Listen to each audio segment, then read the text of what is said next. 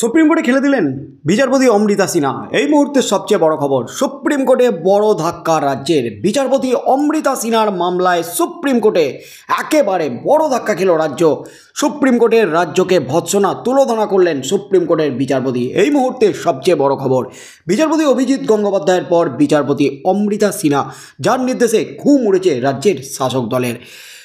বিচারপতি অমৃতা সিনহার নিশানায় অভিষেক ব্যানার্জি মামলা। অভিষেক ব্যানার্জি মামলায় একের পর এক বিস্ফোরক রায় দিয়েছেন, যার নির্দেশে অভিষেক ব্যানার্জির সম্পত্তির খতিয়ান সামনে এসেছে।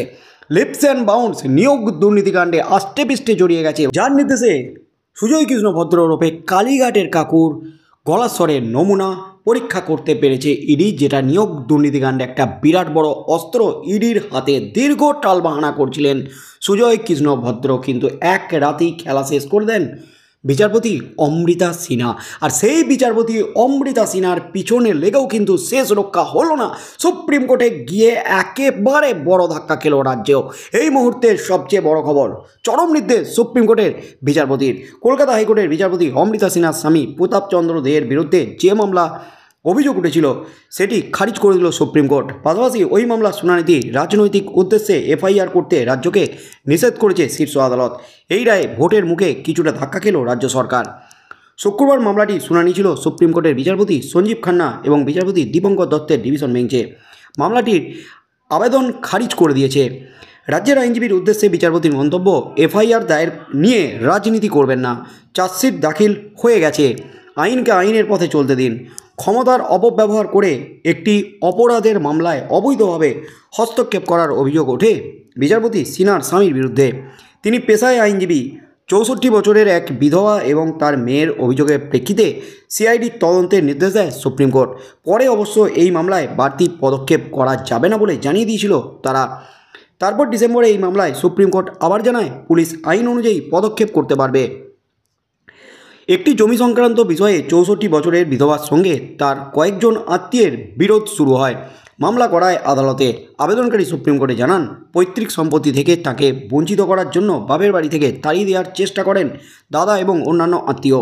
একাধিকবার তাকে হুমকি দেওয়া হয় বলে অভিযোগ। এমনকি বৃদ্ধের আইনজীবী আদালতে জানান, তার মক্কেলকে যে মারধর করা হয়েছে তার প্রমাণ রয়েছে সিসিটিভি ক্যামেরার ফুটেজে। এর প্রেক্ষিতে ওই বৃদ্ধা আত্মীয়দের বিরুদ্ধে দুটি ফৌজদারি অভিযোগ করেন বিবাদী পক্ষের আইনজীবী তথা বিচারপতি সিনহার স্বামী। তদন্তকারীদের উপর বেআইনিভাবে প্রভাব খাটান বলে অভিযোগ করেন বিধবা।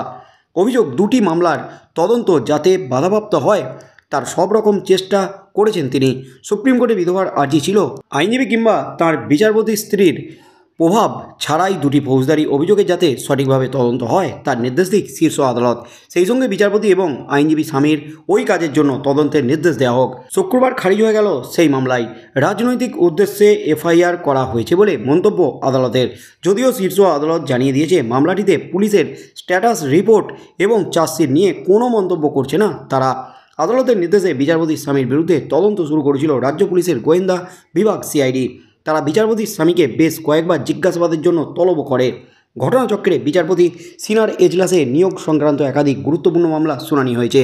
তৃণমূলের সাধারণ সম্পাদক অভিষেক বন্দ্যোপাধ্যায়ের আয়ের উৎস নিয়েও প্রশ্ন তুলেছিলেন বিচারপতি সিনহা। একাধিক মামলায় তার নির্দেশ রাজ্য সরকারের বিরুদ্ধে গেছে।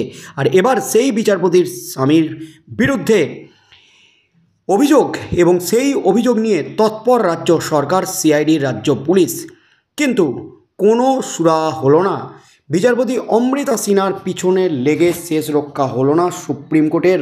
লোকসভা ভোটের মাঝে বড় সড় ধাক্কা রাজ্য পুলিশের। রাজ্যকে কিন্তু একেবারে তুলোধনা, ভৎসনা, চরম ভৎসনা করেছে। এভাবে রাজনীতি করবেন না, রাজনীতির জন্য ক্ষমতার অপব্যবহার করবেন না। রাজ্যকে কিন্তু একেবারে চরম নির্দেশ দিয়ে দিয়েছে সুপ্রিম কোর্ট। এবং যে অভিযোগ আনা হয়েছিল, যে মামলা দায়ের করা হয়েছিল বিচারপতি স্বামীর বিরুদ্ধে, একেবারে সেই মামলা খারিজ করে দিয়েছে সুপ্রিম কোর্ট। বিচারপতি অমৃতা সিনহা, যার নির্দেশে একেবারে তোলপাড় চলছে নিয়োগ দুর্নীতিকাণ্ডে রাজ্য রাজনীতিতে। বিচারপতি অভিজিৎ গঙ্গোপাধ্যায়, প্রাক্তন বিচারপতি অভিজিৎ গঙ্গোপাধ্যায়, তার নির্দেশেই কিন্তু একের পর এক নিয়োগ দুর্নীতিকাণ্ডে ঢোল ফাটে রাজ্যে। বিচারপতি অভিজিৎ গঙ্গোপাধ্যায়ের নির্দেশেই জেলে আছেন প্রাক্তন শিক্ষামন্ত্রী পার্থ চ্যাটার্জি থেকে শুরু করে মানিক ভট্টাচার্য থেকে শুরু করে একাধিক তাবড় রাজনৈতিক ব্যক্তিত্বরা, তৃণমূলের ছোট বড় নেতারা, গোটা শিক্ষা ব্যবস্থাকে জেলে পুড়েছেন বিচারপতি অভিজিৎ গঙ্গোপাধ্যায়। সেই বিচারপতি অভিজিৎ গঙ্গোপাধ্যায়ের নির্দেশেই এসএসসিতে একেবারে 26,000 শিক্ষক শিক্ষিকার চাকরি বাতিলের নির্দেশ নিয়ে তোলপাড় চলছে লোকসভা ভোটের মাঝে রাজ্য রাজনীতিতে। সুপ্রিম কোর্টে 16 জুলাই সেই মামলার শুনানি হতে চলেছে এবং বিচারপতি অভিজিৎ গঙ্গোপাধ্যায়ের নির্দেশেই 32,000 প্রাথমিকের চাকরি বাতিল হয়েছে। সেই মামলার শুনানিও কিন্তু চলছে কলকাতা হাইকোর্টে। বিচারপতি রাজাশেখর মান্তা তিনি কিন্তু হুঁশিয়ারি দিয়েছেন 70,000 শিক্ষক শিক্ষিকার প্যানেল বাতিল হবে যদি যোগ্য অযোগ্য তালিকা ঠিক করে না দিতে পারে প্রাথমিক শিক্ষা পর্ষদ। একেবারে মাথায় বজ্রাঘাত পড়তে চলেছে রাজ্যের।